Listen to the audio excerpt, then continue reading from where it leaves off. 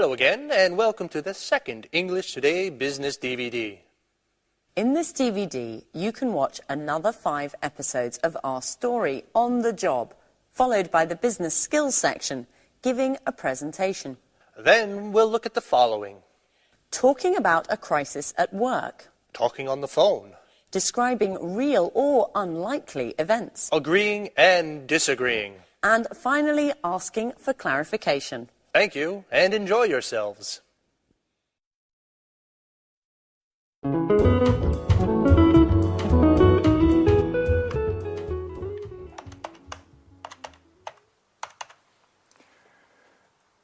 Hello, is this Montex Typography? Good morning, this is Louis Stevens of Pilgrim Publishing. I'd like to speak with Mr. Emerson. Oh, he's in a meeting. I see. Could you put me through to one of his children, to John or Lucy, please? Oh, they are also in a meeting. Fine, then may I speak with Mr. Richardson? You don't mean to say that he's also in a meeting? Yes, I see. Is there anyone that I could speak with to find out if our order has already gone to press? I'd also like some information about deliveries. Yes, I see. They're all in meetings. Could you take a message for Mr. Emerson? Ask him to call me as soon as possible, ASAP. I'll be in my office until 4. Thank you. Goodbye. Well, they certainly do like meetings at Montex, don't they?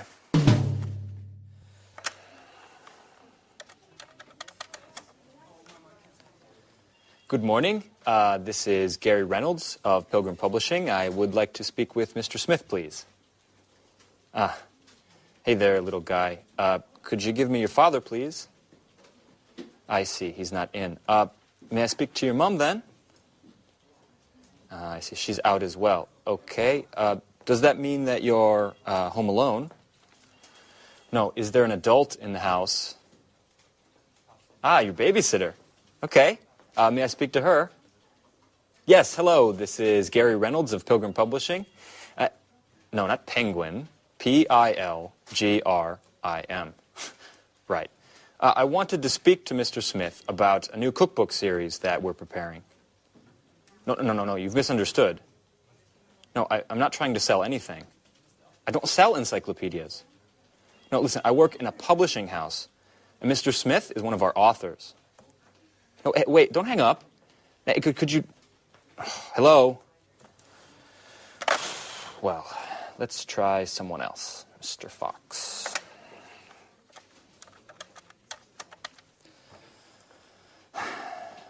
Good morning. This is Gary Reynolds of Pilgrim Publishing. Answering machine. Great.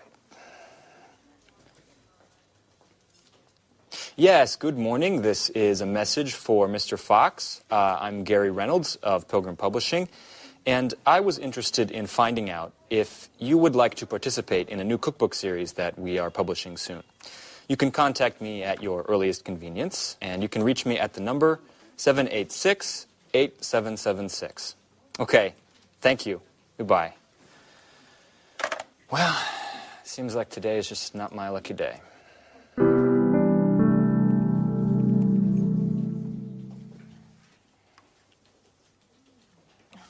no, the answer phone. Alice! Hello, it's Anne.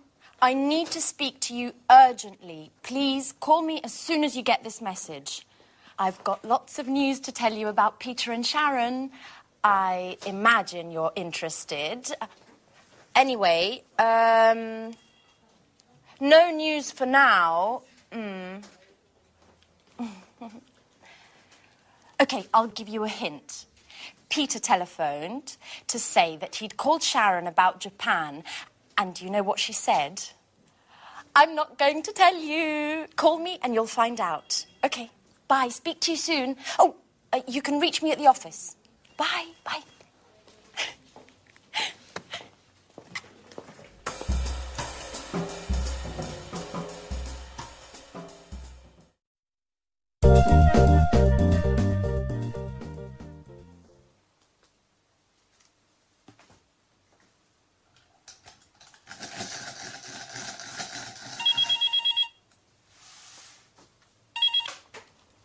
Pilgrim Publishing, good morning. Who is this? Yes, this is Mr. Stevens' office. With whom am I speaking? Oh, good morning, Mr. Emerson. If I'm not mistaken, you're the head of Montex Typography. This is Rachel Gordon, Mr. Stevens' assistant. It's a pleasure to meet you.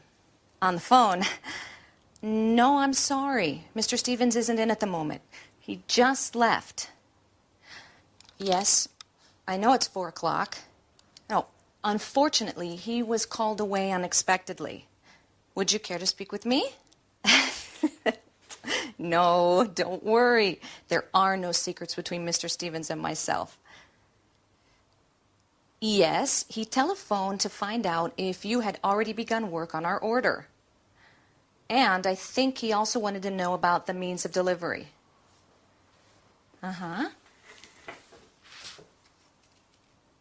Fine. Ah, Mr. Stevens will be pleased. Yes, taken note of everything. In any case, I'll have him call you tomorrow morning. When will you be in?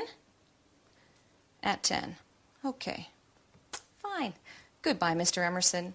I look forward to meeting you in person.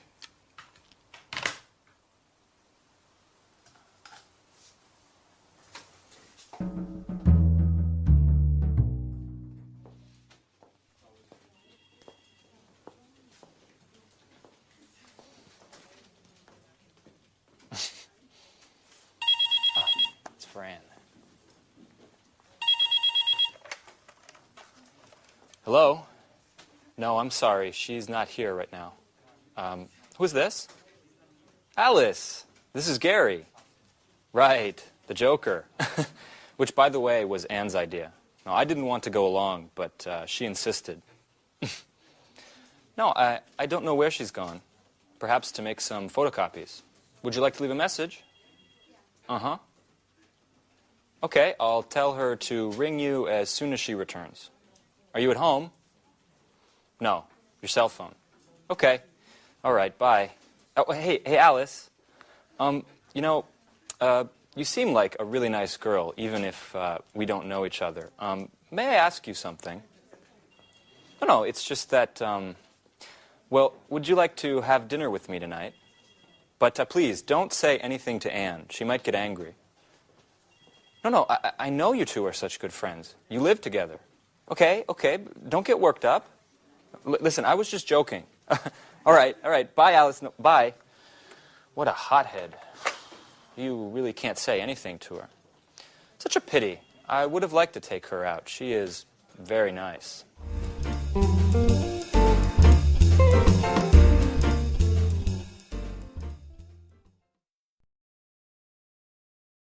Fine. Now let's look at that language that we use, especially when we have problems on the phone. And to do this, let's use the screen, okay? Now, the first thing is problems with understanding. Often when you speak to native language speakers, there are problems. So you have to try and control the situation. Let's see what phrases you can use. Well, the first thing is you can say, could you repeat that, please? You notice we say, could you repeat that? Not could you repeat, please, but could you repeat that, please? That's one thing. Another thing, if they're speaking too softly, you could say, could you speak up, please? Could you speak up, please? Another thing, they're talking too fast. So you say, could you speak more slowly, please? Could you speak more slowly, please? And then if you didn't quite hear it, you can say, sorry, I didn't catch that. I didn't catch that. All right? So that's problems with understanding.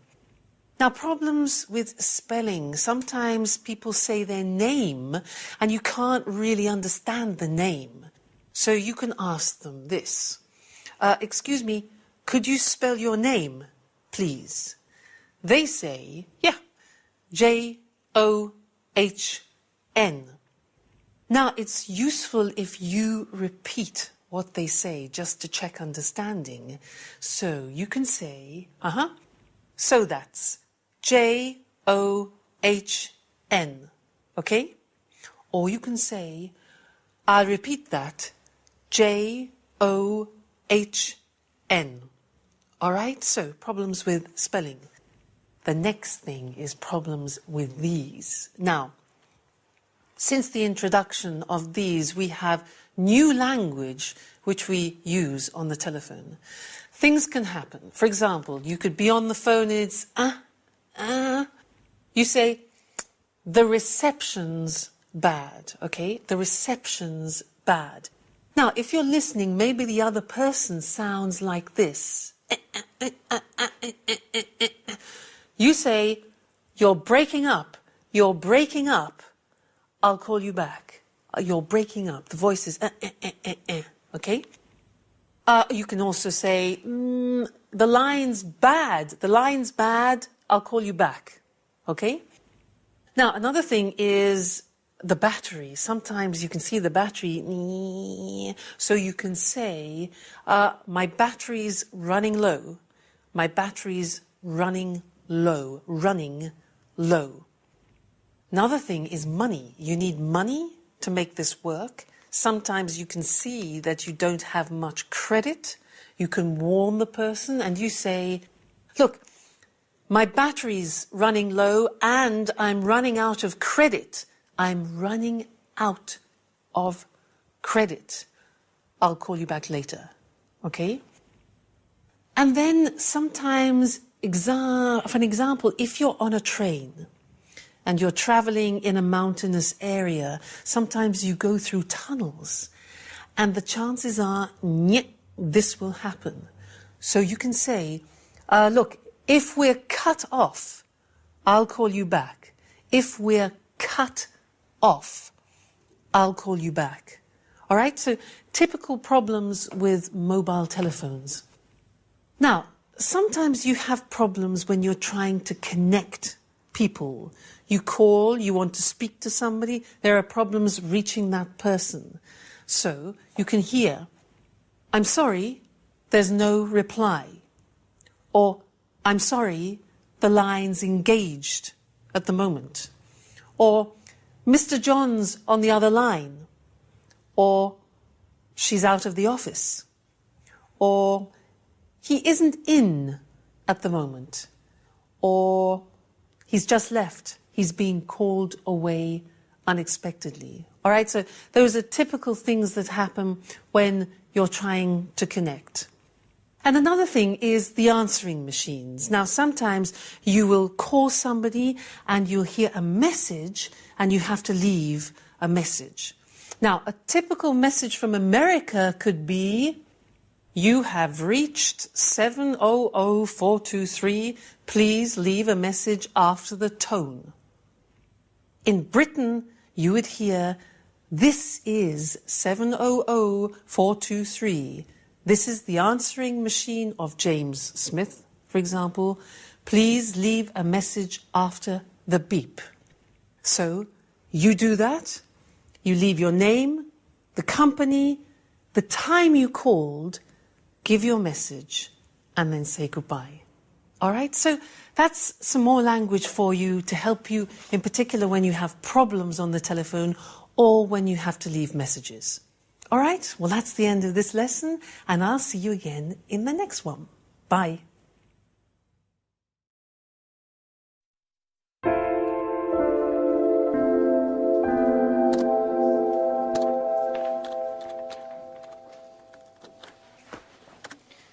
So, Anne, how did your meeting with Mr. Stevens and the Montex representative go? Quite well. Actually, it was very interesting. Did they come to any agreement? Well, for the moment, Montrax is going to print 3,000 copies of our next series of cookbooks. Mr. Stevens wants to give them a trial run and see how they work. If they meet their deadlines and price competitively, he'll sign on for larger deals in the future. Well, we're hoping to optimize our work and drive down costs a little. And the publishing market is in a deep crisis. Readership is dropping rapidly, which is driving down sales. At the same time, production costs are increasing, because of foreign rights acquisition as well as distribution costs. As a matter of fact, I haven't bought many books recently. Tell me, Rachel, does this crisis also affect us here at Pilgrim? Certainly. The negative trends of the market are felt throughout the sector, beginning with those who work in it. In any case, I'm optimistic, and I'm sure this is just a passing crisis, and that the publishing sector will soon recover. That's probably what Gary wanted to talk to me about this morning. I saw him, and he said that he had something very important to tell me. Uh-huh. What? Why are you making that face? No, it's nothing, Anne. It's just that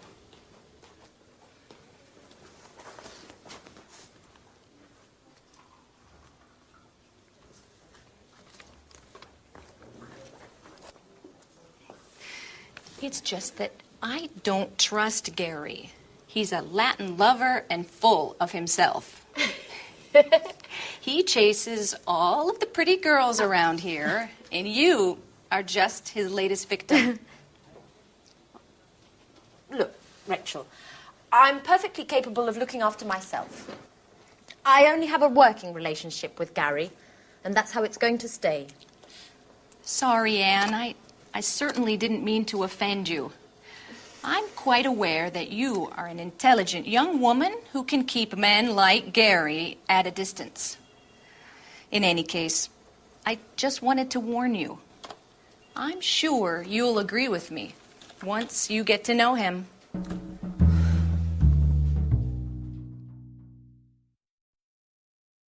Yes, to be honest, I am a bit worried.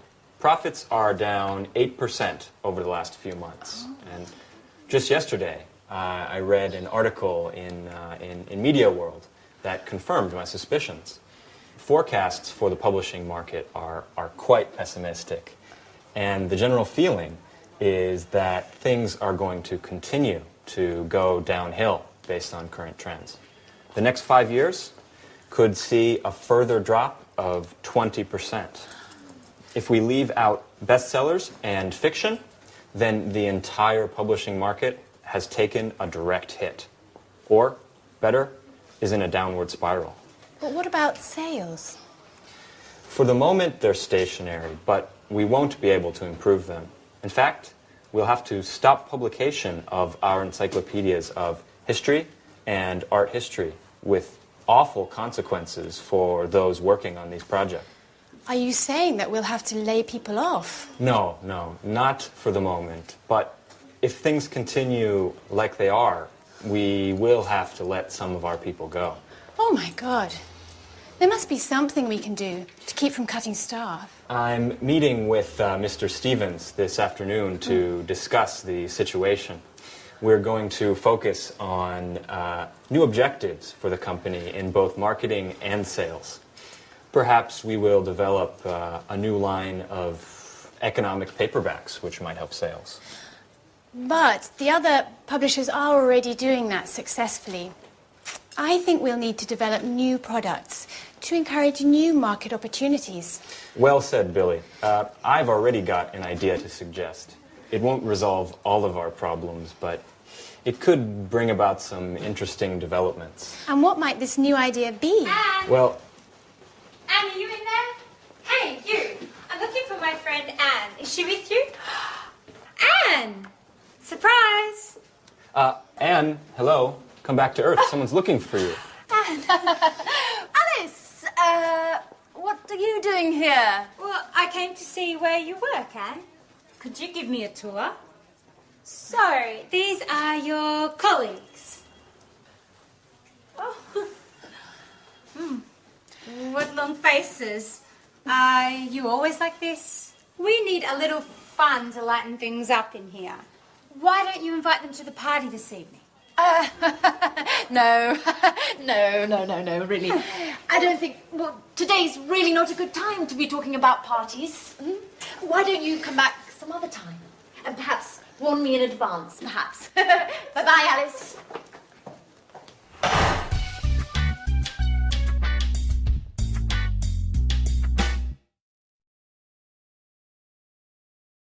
So there you heard them talking about the crisis that the company is going through, and unfortunately that happens often when there's an economic crisis in the country. So let's look at the language that we use to describe a period of crisis in a company, and let's use the screen to help us. So what usually happens is that there's a bad forecast. The future doesn't look good, and there are negative trends, negative tendencies. So what happens? Things start going downhill, we say. A hill is like a small mountain. Things start going downhill. And then the company goes through a period of crisis. Then, if it's really bad, we talk about the company being in deep crisis. That's the worst situation to be in. But if it's not so bad, it's just temporary, we can talk about a passing crisis, a passing crisis. And then when things get better again, we usually say to recover from a crisis. Now, a crisis can actually have quite an effect on employment. And now I want to look at the language that we use in English to describe employment. It's very interesting because we have many different words to describe that, and maybe in your languages too. So, let's look at the screen. Think of an employee. When an employee goes into a company for the first time, we say in English that he or she joins the company.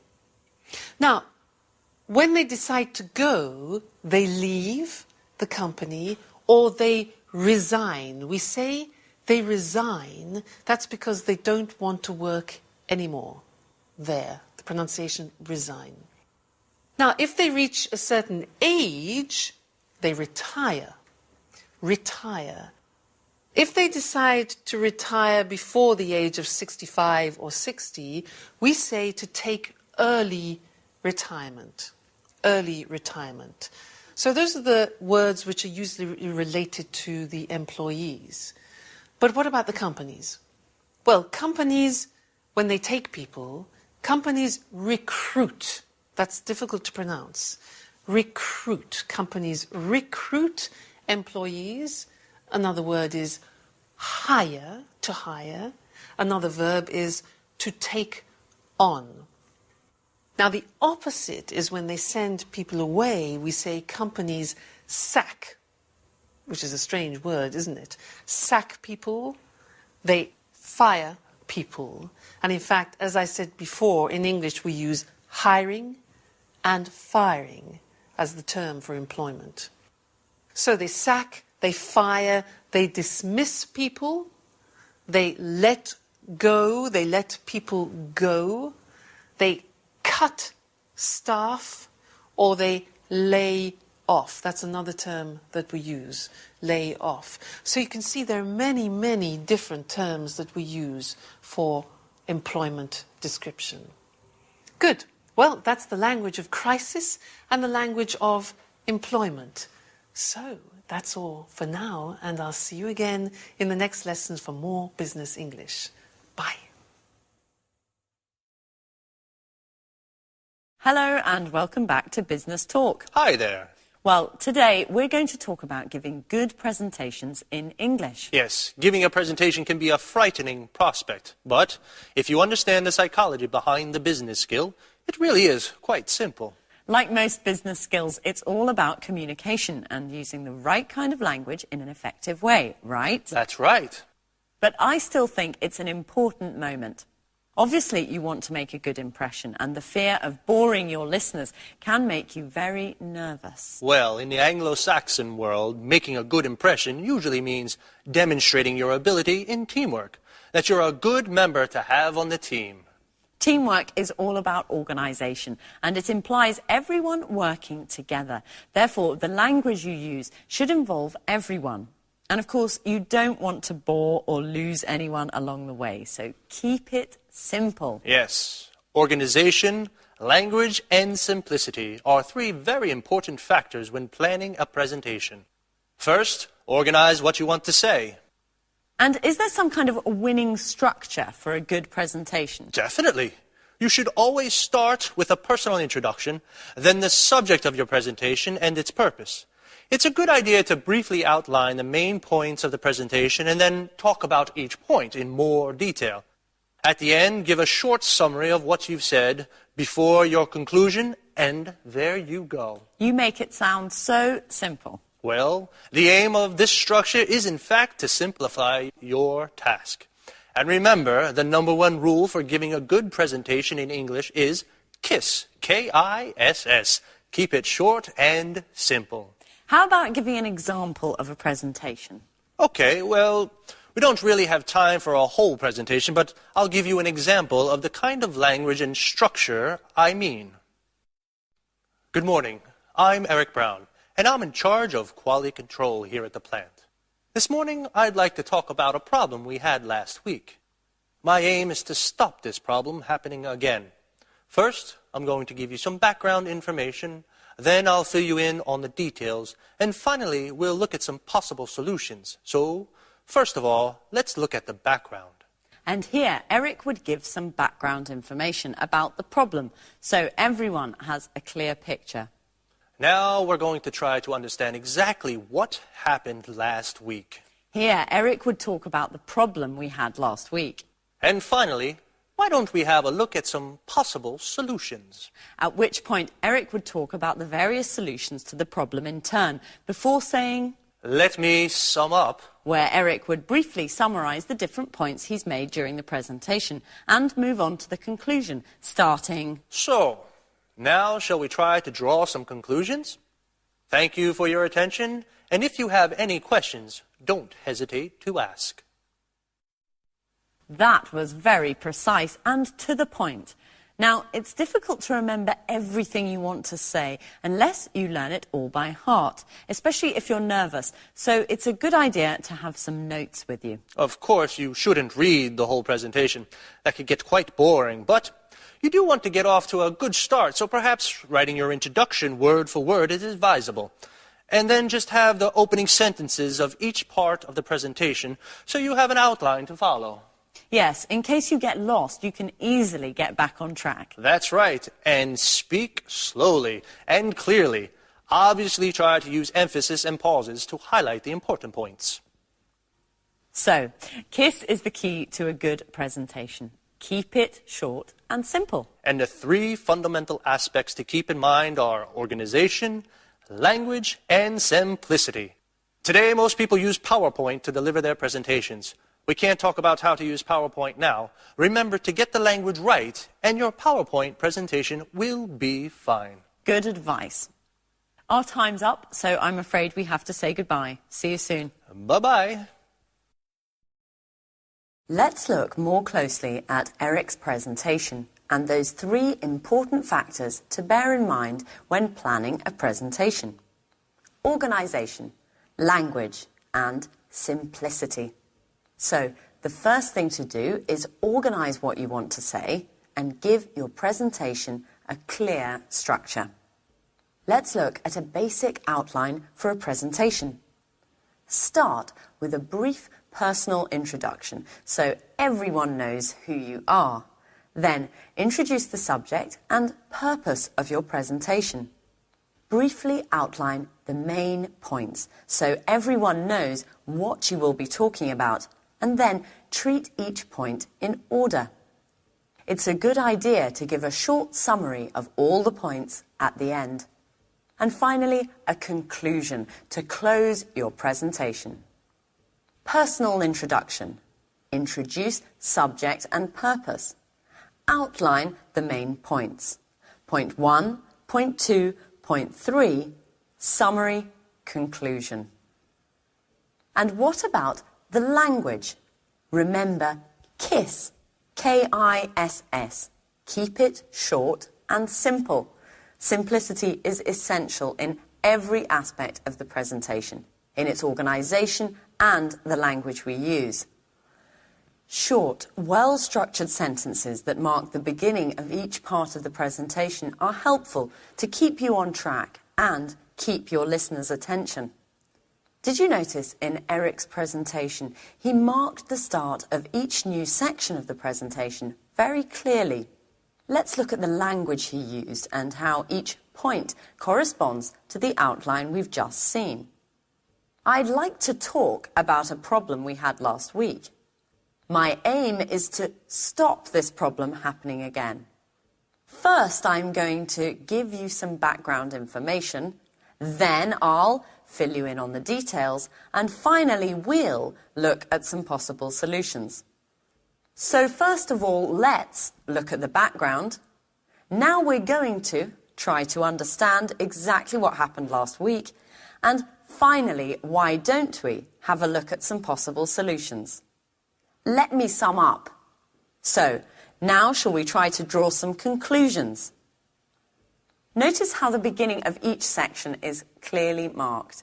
And remember, team spirit is important. As with brainstorming, it's important that everyone listening feels part of a team. So avoid using I too much because it detaches you, the speaker, from the group. Try to find other ways of structuring your ideas so that everyone feels included.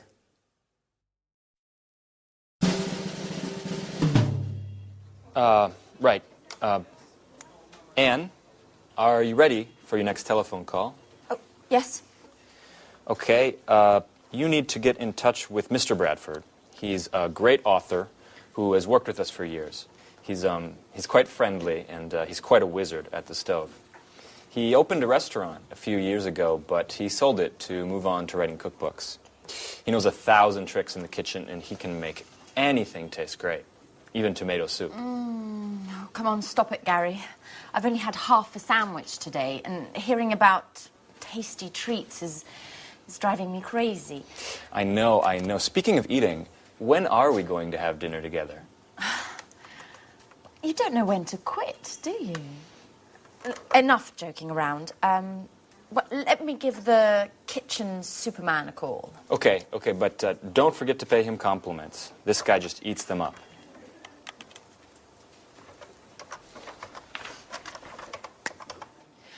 Hello, good morning. This is Anne Baxter from Pilgrim Publishing.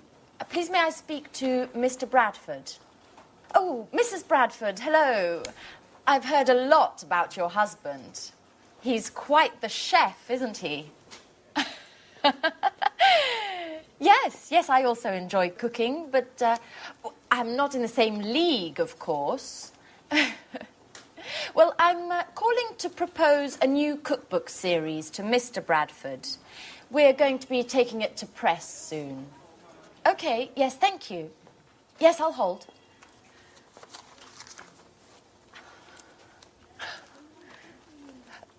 Good morning, Mr. Bradford. Hello, this is Anne Baxter from Pilgrim Publishing. First of all, congratulations. You're a legend around here.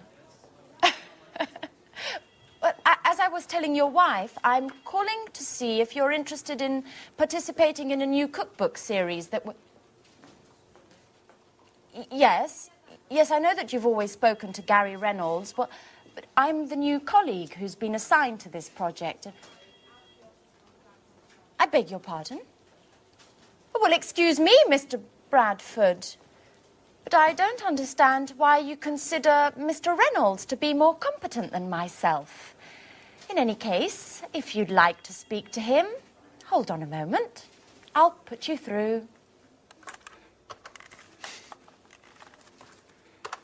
Hey, Mark. How are you? Yeah, I think you upset Anne, our new intern. Oh, she's a fantastic colleague, diligent and hardworking. Yeah, let's set up a meeting so you can meet her. You'll be very impressed. She's also a great cook. In the meantime, I'll send you a detailed outline of the project. Okay, and we'll see each other Tuesday at 10. Okay, right. Bye, Mark.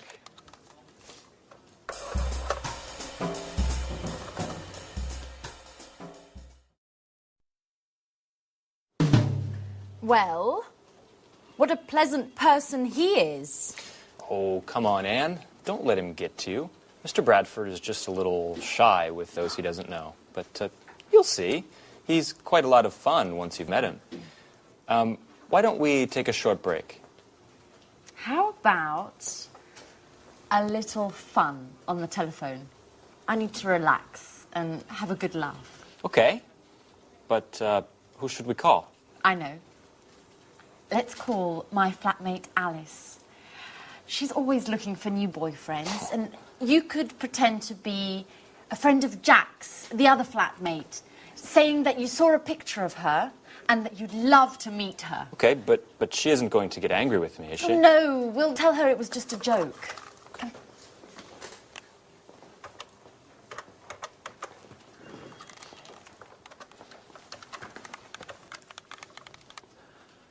Hello? Is that Alice? This is Gary. And I'm calling because... Well, I'm a little shy. And I'm a friend of Jack's, and yesterday he showed me a picture of you. And, well, I think you're pretty cute. Hello?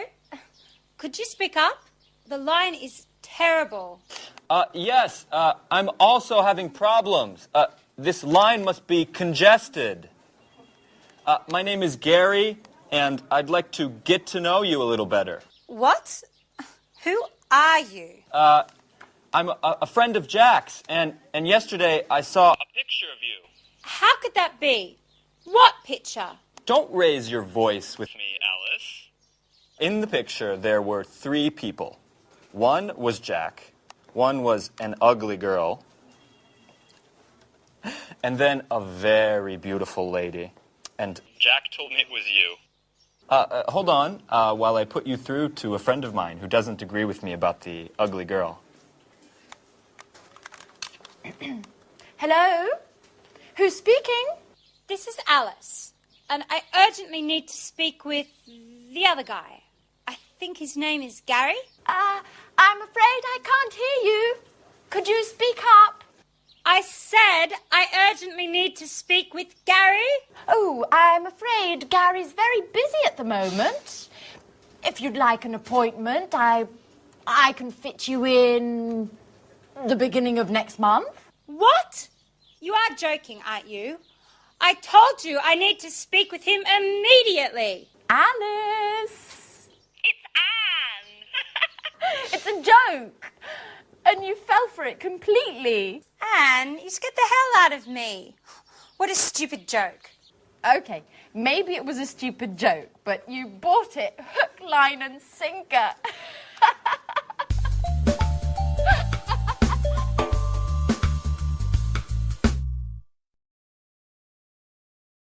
So now let's study some of the language that you need on the telephone at work. But first, some basic vocabulary related to phones. Now, what's this?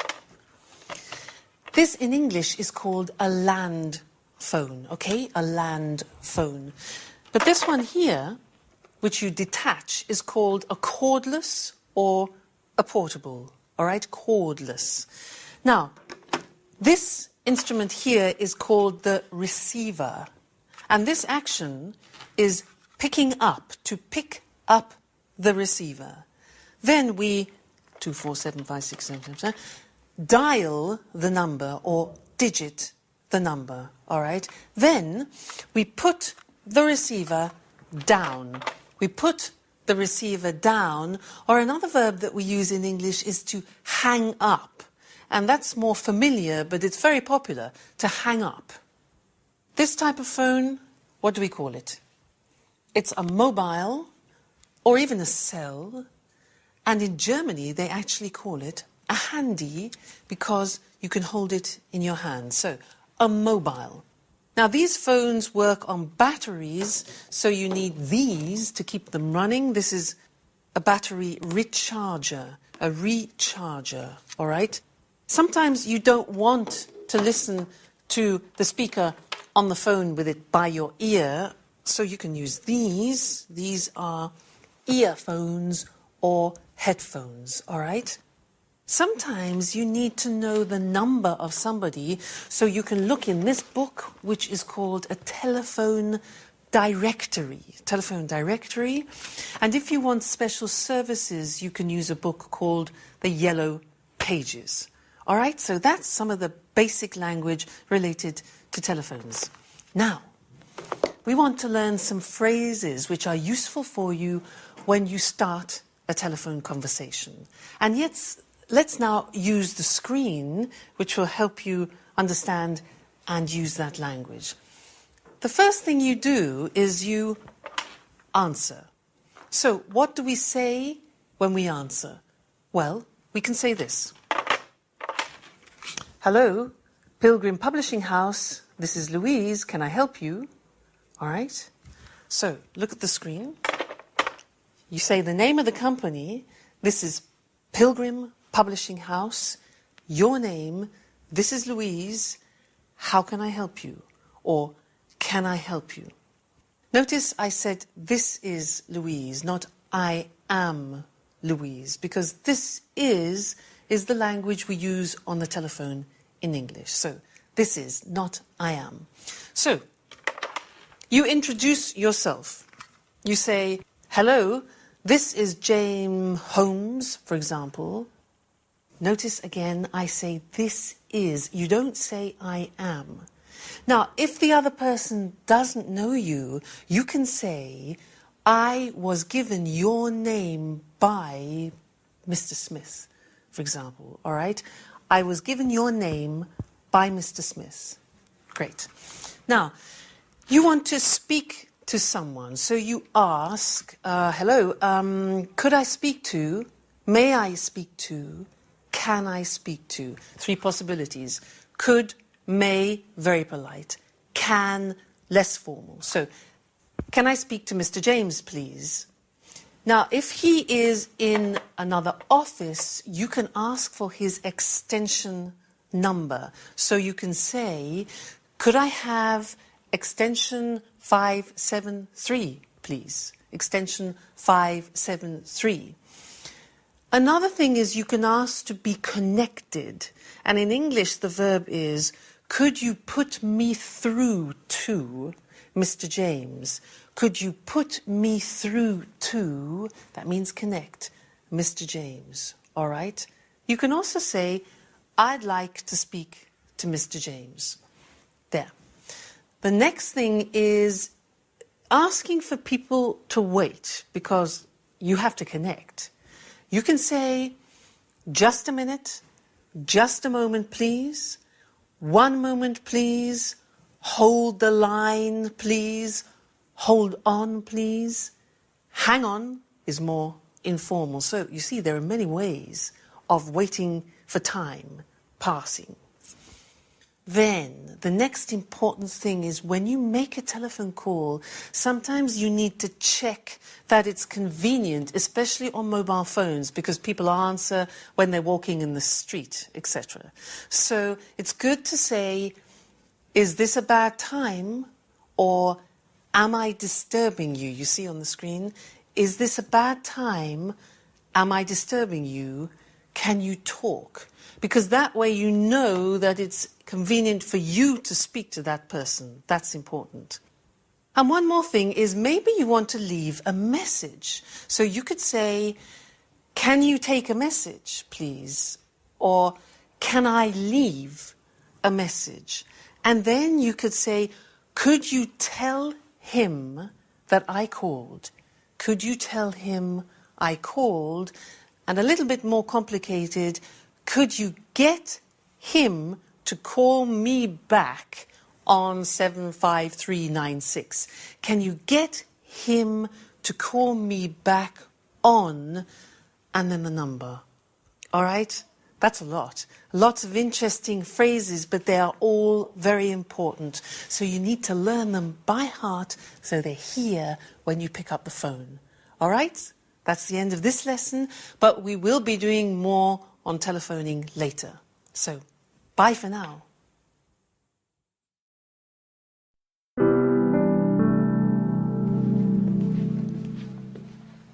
Victoria Lee, good morning.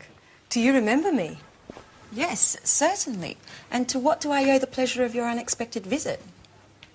Beautiful office. My compliments. You've certainly come a long way, haven't you? Well, I can't complain. If you don't mind, I've got quite a lot to do. You didn't feel that way a year ago when we first met. Listen, Mrs. Baker, that was a very difficult period for me. I wasn't happy with my job and... Don't worry, Lee. I'm not here to visit the past, but rather to talk about the future. What? I've recently heard quite a bit about you. I know that you've done great things to improve the bottom line of Spectra. As a matter of fact, that's why I'm here today. I'd like you to come and work for us. Thank you, Mrs. Baker, but... Just a moment, Lee. Let me have my say. If you came to work for us, you'd not only have the opportunity to work for a successful company, but you'd also have a brilliant career with full satisfaction ahead of you. I'm flattered, but as I said, I'm very pleased with my present employment. If I were to propose a position as business development manager, would you consider my offer? Mrs. Baker, please. If I were to come and work for you, I'd be doing my company a disservice. Just think it over, Lee. If you accept, you'll get a much higher salary than your current one. Of course, I forgot to mention the company car and mobile phone, not to mention an impressive percentage of sales. That's enough, Mrs. Baker. Your offer is very tempting, and if I were free, I would certainly accept. However, things have changed greatly. I am very satisfied with my job here. Mrs. Lee, I've brought you this brochure. I was just, Fine, I'll leave. Mrs. Lee, just think about what I said. I'll be in touch.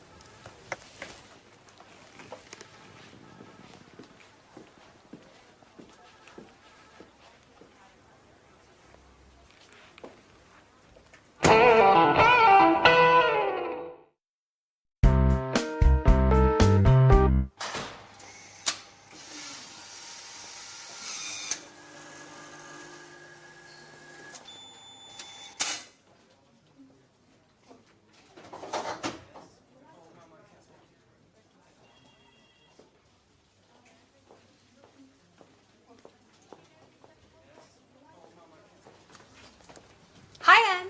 Have you got a moment? I just have to show you a few things. Alice, how many times have I told you to call before you come and visit me at the office? If my boss finds out, I'll be in trouble. Oh, yes, I know. You're right. I'm sorry. Anyway, you are on your coffee break, and I just need some advice. I'm going out with Philip tonight. You know, the handsome guy I met at the library last week. Oh. I told you about him, didn't I? I don't know, Alice. I've lost count. Every week there's a different guy. And what's so important about him that you couldn't wait to see me? What if I wear this tonight? It's nice. Red suits you. Really? But if I wear this, I'll have to find the right black shawl.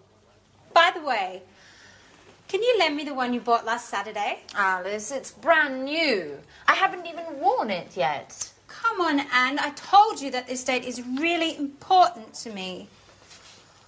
Okay. What if I wore this one? That's pretty too. Yes, but if I wear this one, it would go better with your blue hat. Could you lend it to me? Oh. Please, Anne. Oh, Alice, no, not that one. It was a present from my sister. Oh. I'm very attached to it. Oh, please, Anne. Come on, help me, please. Okay, it's impossible to talk you out of anything anyway. But if I'd known you were going to borrow my entire wardrobe, I would have immediately told you I was very busy. Thanks, Anne. You're the best. Yeah. Okay, I'm going now. By the way, what would you say if I told you I had broken your camera? You've done what? Oh, come on, Anne. I'm joking. Oh, I think work is making you just a little bit too nervous. Bye.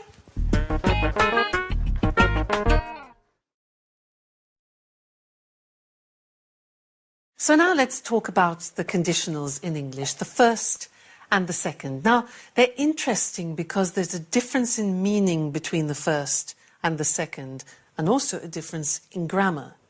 The first one we use in situations which are really possible, but the second conditional we use in situations which are more improbable.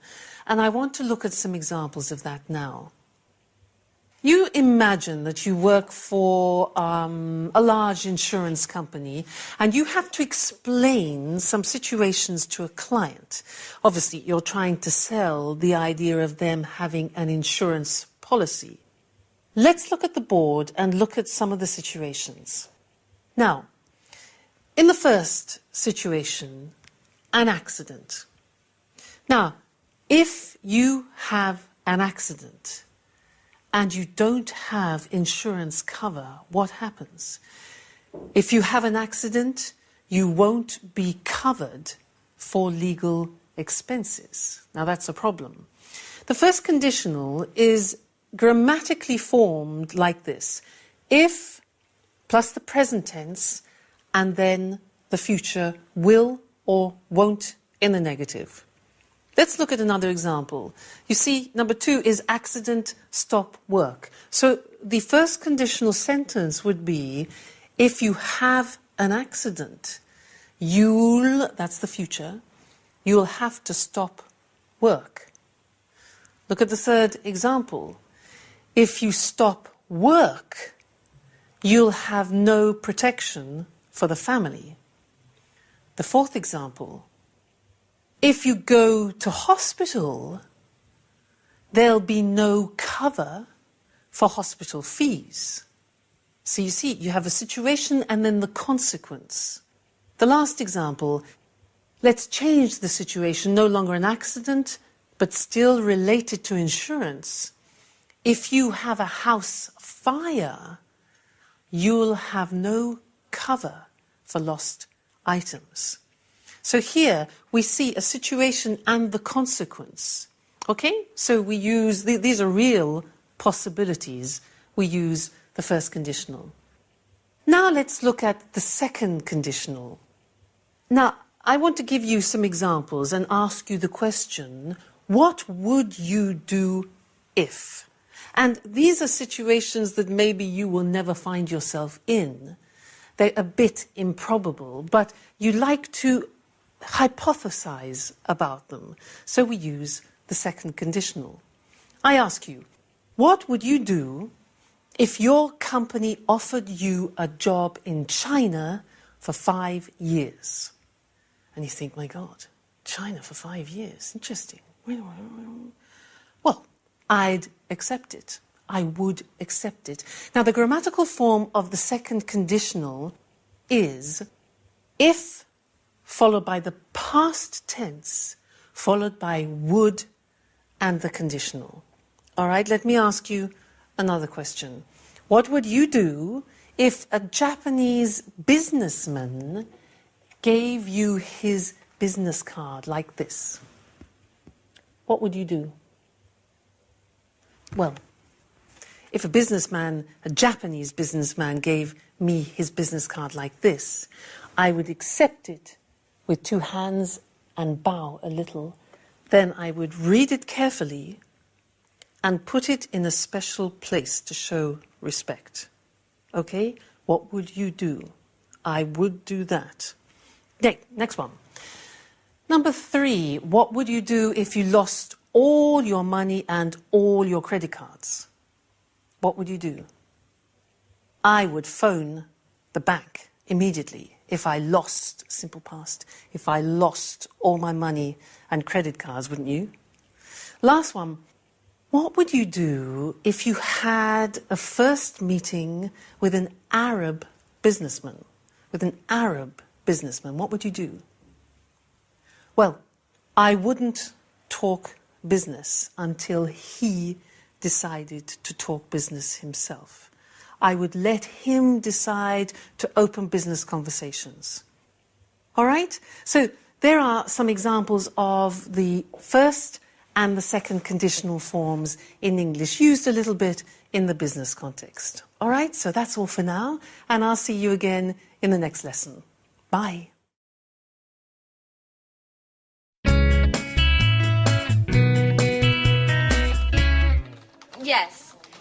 Yes, Mr. Jones. The collection is divided into thematic volumes. Your volume will be the first, dealing with starters. That's right. Yes, recipes should be written clearly and precisely. Well, I'm not sure I agree with you there. Ingredients should be written separately, directly under the title of each dish. Okay, I'll expect your first instalment next week, then. All right, goodbye, Mr. Jones. Goodbye.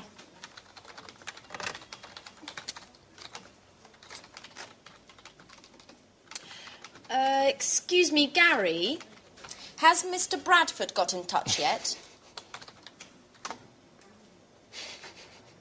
Gary? Hello? I asked you a question. Could you answer, please? What's up, Anne? I'm sorry, I'm writing the contracts to send out to the authors. Have you spoken to Mr. Bradford yet? No. Could you give him a call? I'm really very busy at the moment. Okay.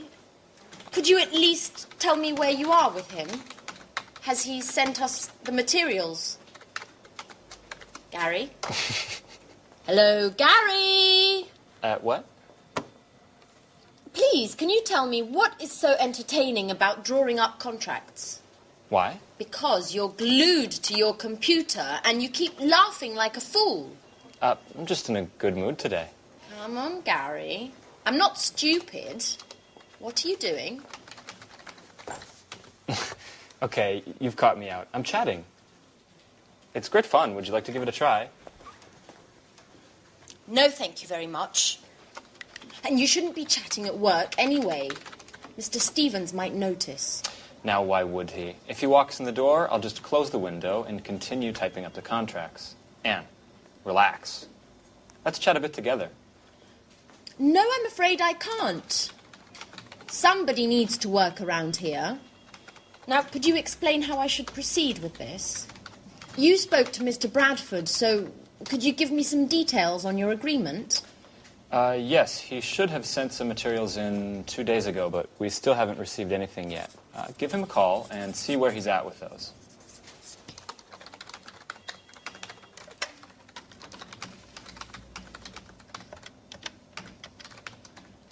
Hello, Mr. Bradford. This is Anne Baxter from Pilgrim Publishing. Hello. We are still waiting for the materials you should have sent us 2 days ago. I just wanted to know if you were having problems. Well, what does the index have to do with it? I'm afraid I don't understand. No, it's just I wasn't aware that... No, I don't think... What, could you just hold on a second? Hey, Mark, this is Gary. No, don't worry. Everything's just fine. Anne just didn't know. Have you finished the index, then? Okay, great. We'll expect your email, then. Okay. Bye, Mark. I hate you, Gary. If you spent a little time filling me in instead of chatting on your computer, I might just know what's going on around here. What? Ooh!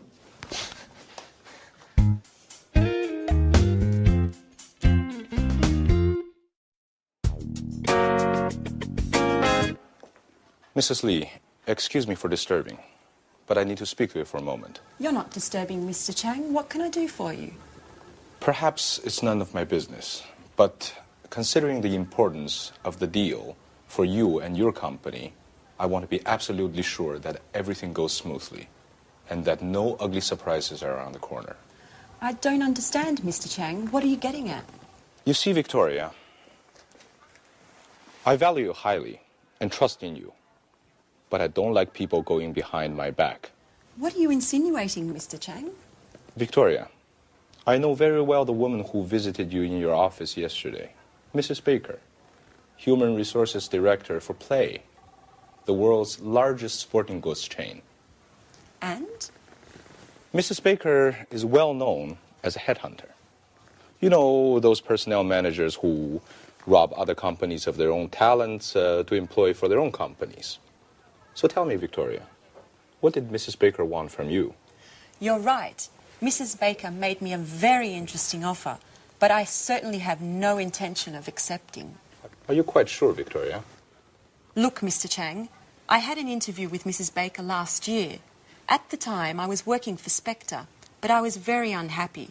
I had been hired to work in the business office and had expected more important assignments. But unfortunately, my work was very monotonous and boring, nothing that met my expectations. So I sent a CV to Play, they contacted me for an interview, but there weren't any positions open at the time. Therefore, I stayed at Spectre. And there's another thing, Mr. Chang. I have a dream. I've always wanted to work in a publishing house, ever since I was a teenager. And that's also why I wanted to leave this job. Numbers just don't go with my creativity. And what about now, Victoria? Do you still doubt about your job? And what about your expectations? Well, now things are different. I've taken on a role with more responsibilities, and I'm working on important projects like this one. It's been a double victory for me. Not many women have such prestigious positions, and I'm quite proud of that. I finally have the chance to demonstrate all my abilities, and I have no intention to renounce that. You have to believe me, Mr. Chang. I have no intention whatsoever of betraying my company. I believe you, Victoria. I certainly appreciate your sincerity. You're quite a capable young woman. And I'm certainly very pleased to have solved this little misunderstanding.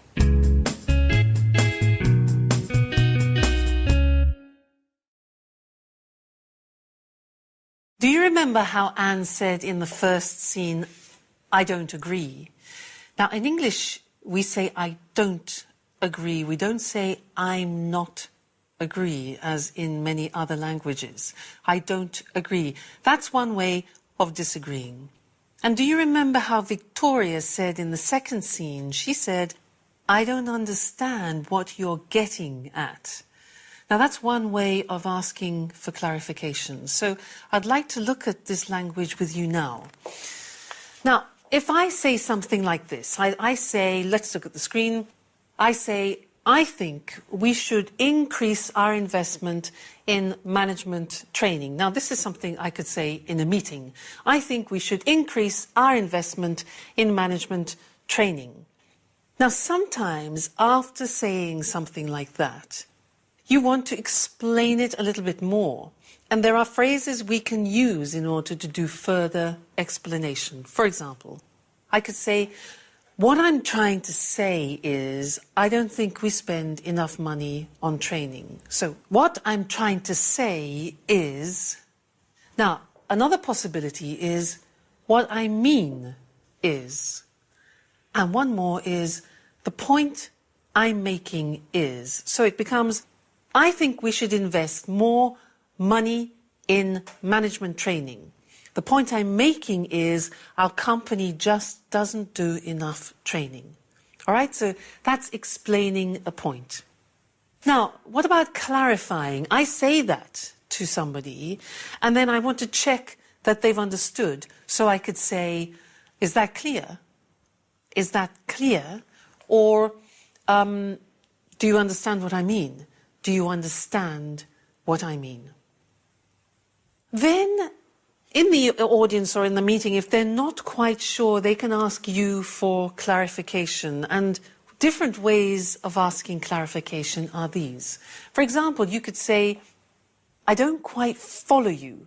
I don't quite follow you. Follow, the verb follow, one possibility. Or, well, what exactly do you mean? What exactly do you mean? Or, I don't see what you mean. Notice that we use also verbs of sight. I don't see what you mean. Or could I have some more details? Could I have some more details? Or what are you getting at? Now that's slightly more complicated.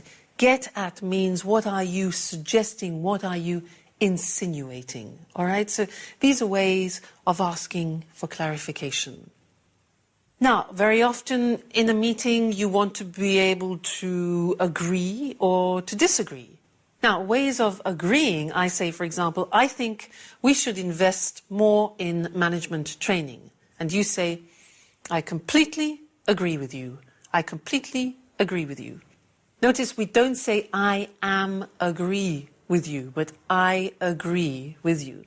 You can say, yep, I see what you mean. You can say, I see your point. I see your point.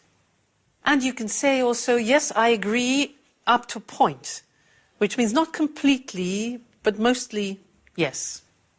Now, maybe you want to do the opposite. So I say, I think we should invest more in management training. And you disagree. You can say, yeah, I see your point, but I think we should invest more in marketing. Or you can say, I'm afraid I can't agree with you. I can't agree with you. Or you could say, are you sure about that? Which is more indirect. All right? Then the other thing is giving an opinion. Giving an opinion, well, different ways of doing that are, number one, in my view, you notice in my view, we're using verbs of sight. That's interesting, yeah? In my view, I think we should invest more money. Or you could ask a question. Don't you think we should invest more money in training? Or you could say, I think it would be a good idea to invest more. So that's you giving your opinion, your idea. Then obviously it's important to create an atmosphere of sharing ideas, so you want to ask other people about their opinions. So you could say, for example, what do you reckon? Reckon is another verb we use in English for think. What do you reckon? Or what do you think about that? What do you think about that? What's your opinion?